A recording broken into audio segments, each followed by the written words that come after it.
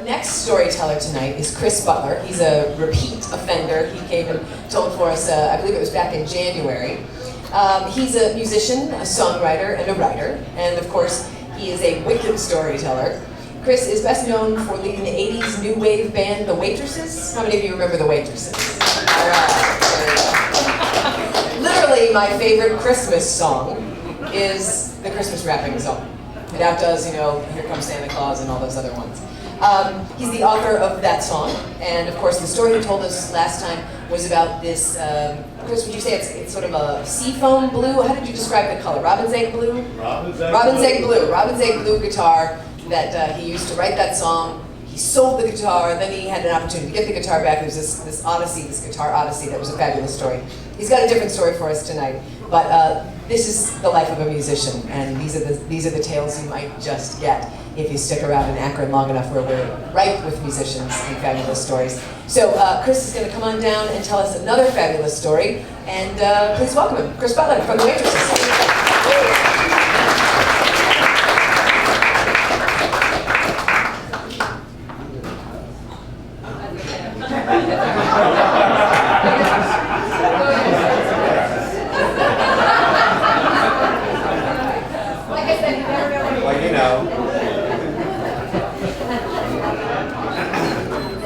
Hey.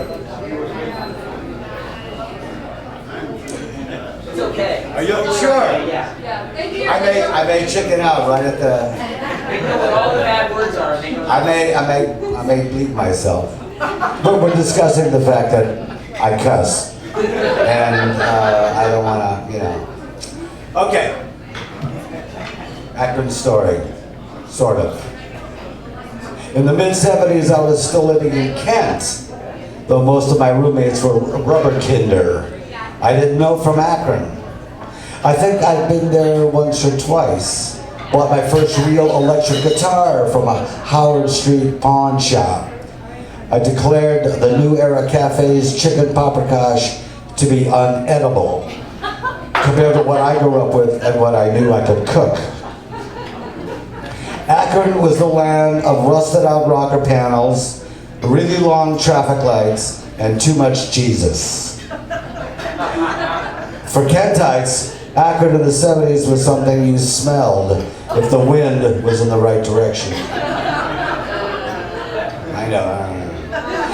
And anyway, I didn't have a car. I was a poor hippie musical arty wannabe, living on hamburger and noodles, granola, and caging cigarettes and beers from generous friends. So when I saw a pair of old jeans in a trash can, I immediately added them to my wardrobe, wore them constantly. And when they sprang a hole, I sewed on a patch or three to hold them together. They also had blue patches on the knees from an even older pair of jeans, because one winter day, I had helped move a dead battery from a friend's car, had unknowingly splashed battery acid on them, and after feeling a warm sensation on my legs, had them disintegrate on me during the course of one song while I was on stage at JB's playing bass with a numbers band. Literally. Okay, I know, Akron is proudly the rubber city, blah, blah, blah, blah. Akron is not so much about tires, but more about the wheels the tires go on. You needed and still need a car. It's like LA. Nothing is within walking distance. Unlike in Kent, where you can walk or bicycle to anything you need.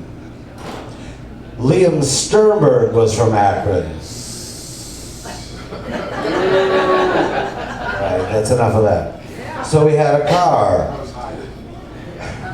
I'll try again. Liam Sternberg was from Akron, so he had a car. It was urine yellow, ancient, had to be the first Toyota Corolla ever imported into Summit County. With a cobbled together muffler, we used to call these a West Virginia exhaust system.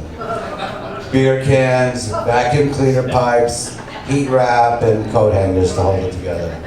Now, I first met Liam in 1970. He had a spectacular Jufro, a Les Paul, and a half Marshall stack, and a line of arrogant hustle a mile long. He also bleeped my girlfriend. Can't do it.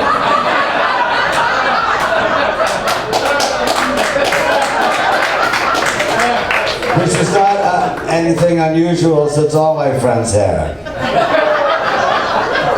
We wanted to start a band, so we found a moldy basement.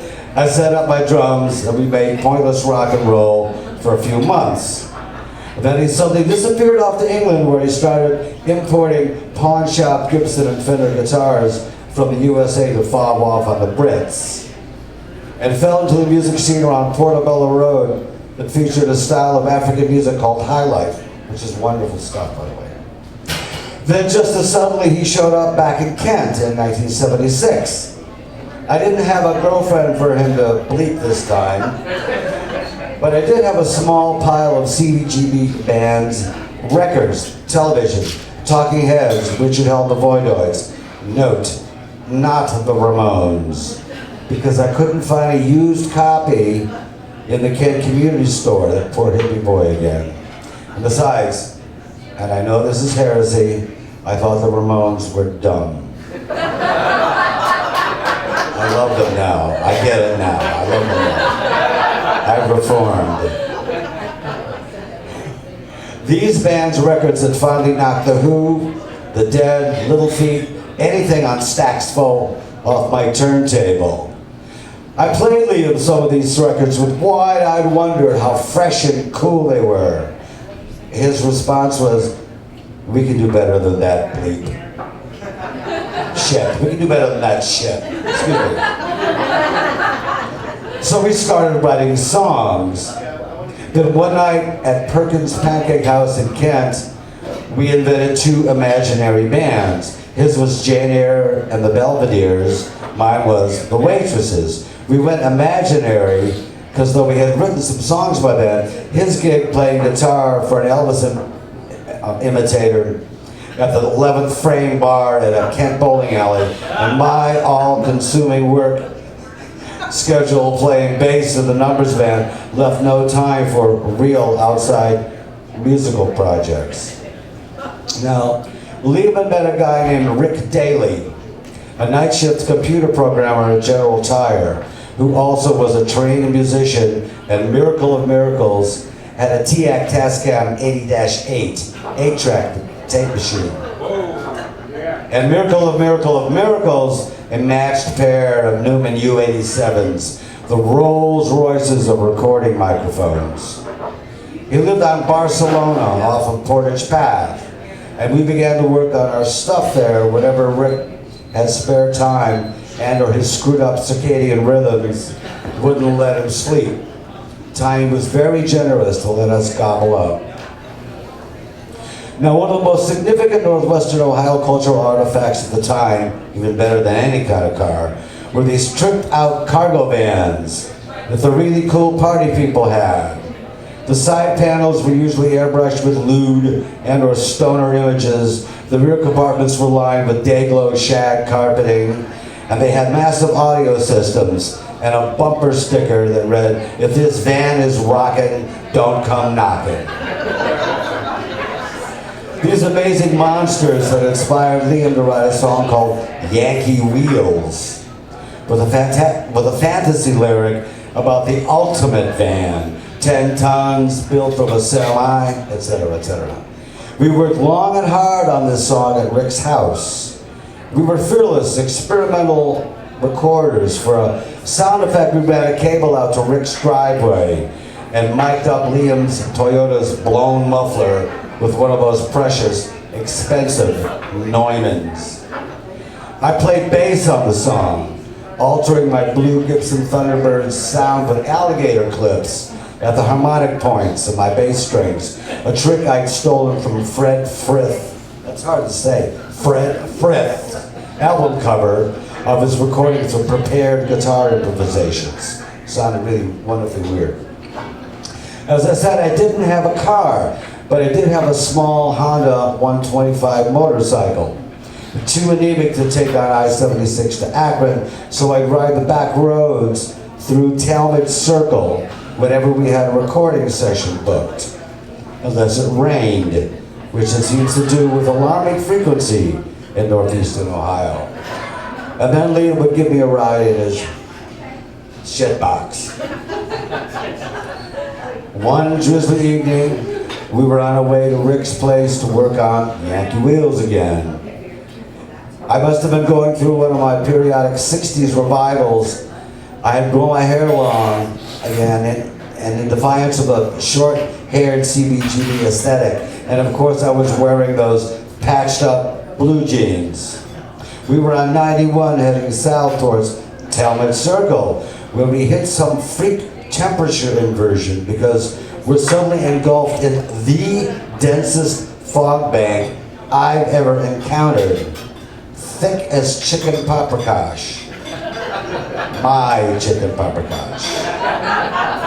Not that watered down stuff at the New Era Cafe. Liam has to slow to an absolute crawl.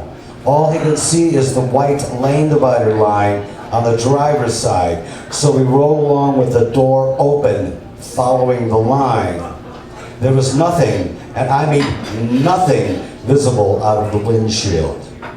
And I am slouched in my seat with my knees up against the dashboard. We're debating some fine point about what to work on that evening. Blam! Dead stop! Searing pain as my knees get jammed into the dashboard. The car's frame is cracked in half, so the doors won't open. We have to climb out the windows. The fog clears just enough for us to see that we had reached the circle and had landed in a triangular-shaped pit about 2 feet deep. There was construction at the circle. These triangles are going to direct traffic in and out of the roundabout, but they are unfilled and unmarked by any sort of light or barrier. Following the white line had led us right into catastrophe, car-tastrophe. We are furious, screaming, swearing. There was a town hall, cop station, something civic in the middle of the circle, and we run towards it. And I feel something wet on my left knee. The patch pants have leather lace-up sides, so I am able to easily roll up the pant leg. And there is my kneecap, white as ivory. I get ambulance to some emergency room, 17 stitches. Some good drugs, though this is a small consolation. And I'm a trooper, and the only reason to ever miss a numbers band gig, that good old Protestant Midwestern Bob Kidney work ethic, is to be either in jail or dead. So I'm on stage the next night, sitting down, but playing the show. If and when I finally do commit some Class 1 felony, beating up some old lady driving her Toyota Corolla at 40 miles an hour in the fast lane, which triggers my road rage, assassinating President Donald Trump. And there's an FBI wanted poster up for me. In the section for identifying features, it'll say, scar on left knee.